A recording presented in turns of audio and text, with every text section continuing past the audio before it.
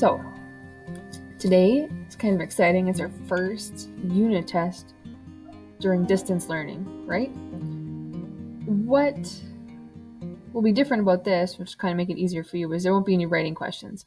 It'll be hard for us to grade them and get them back to you online. So it's just going to be the multiple choice type questions, which should make it shorter.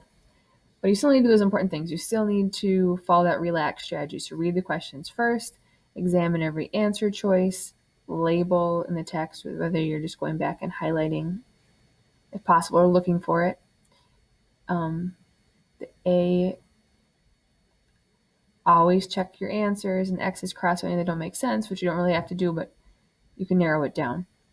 So before you start reading, you should always read the questions carefully so you know what you're doing, for one, and for two, so you know what you're looking for.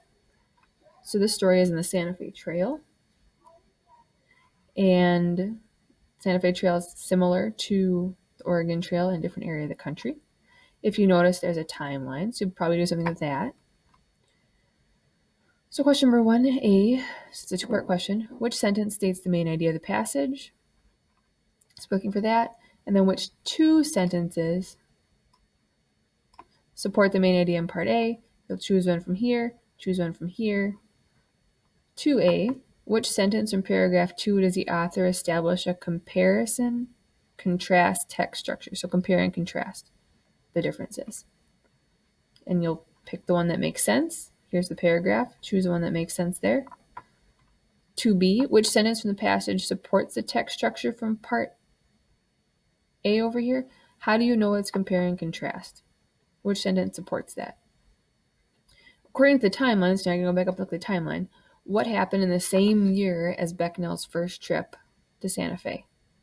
So you look at the timeline, see when his first trip was, go back in the text and find out what also happened that same year.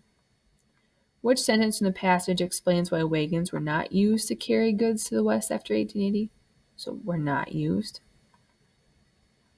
In 1843, an estimated $450,000 in goods were brought along the Santa Fe Trail. According to the timeline, when did the trade along the Santa Fe Trail reach $5 million? So you're just using the timeline for that question.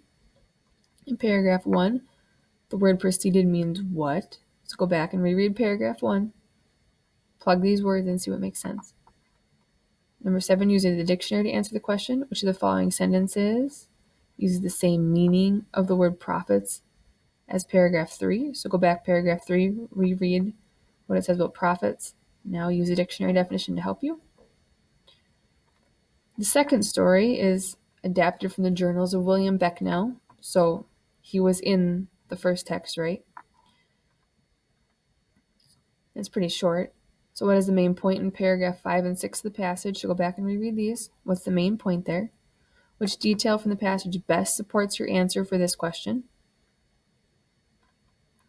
How does the author organize and present information in the passage? Is it chronological order, time order? Is he comparing news reports and an eyewitness account? Problem solution? Does he give a cause and explain the effects? Which one makes sense? Then you need a synonym for conveyor. Hold on here. I'm going to fix this. I think it's wrong. Okay. Which word is a synonym for conveyed? There's an extra letter in there. It's fixed for you now, as it is used in paragraph 6. So look at the choices, plug those in there. The first passage, the Santa Fe Trail, says William Becknell traveled to Santa Fe for trade. Choose 3 pieces of evidence from the journals of Thomas Becknell. So the second story that support this statement. So how does the second text support the first text of why they traveled for trade? 12 is choose the correct word to complete the sentence. Those are homophones. And then this was also a journal entry written about a child traveling on the Oregon Trail, and there's some mistakes in grammar, so you're going to go through and read carefully. So you're revising the sentences. And this is what we did, the who, this, that, were. We did these on the IXLs. We were deciding if it was a who, a whom, a that, a which. Number 16, what is the best way to rewrite sentence 5 using more formal English? Formal English is the type of English you would use if you're writing a report or like a research paper, not how you talk to a friend. And then 17, which word best fits in the blank in sentence 6? Plug those in and see which makes sense. That's what we did in those IXLs. How should sentence 8 be written? Which one makes the most sense? Remember, it's formal English. So there's only 18 questions. There's no writing. This is one where once you start, you're gonna have to finish it. I mean, you can walk away from the computer, but you can't like shut your Chromebook down and then go back and finish it later. So try and carve out a chunk of time when you can do it. If you need a break, walk around, drink a water, do some yoga, take some breaths. That's fine too. But make sure you finish this, turn it in, and then tomorrow we get to start on Unit 8, which is Earth Changes. It'll be kind of exciting. Okay.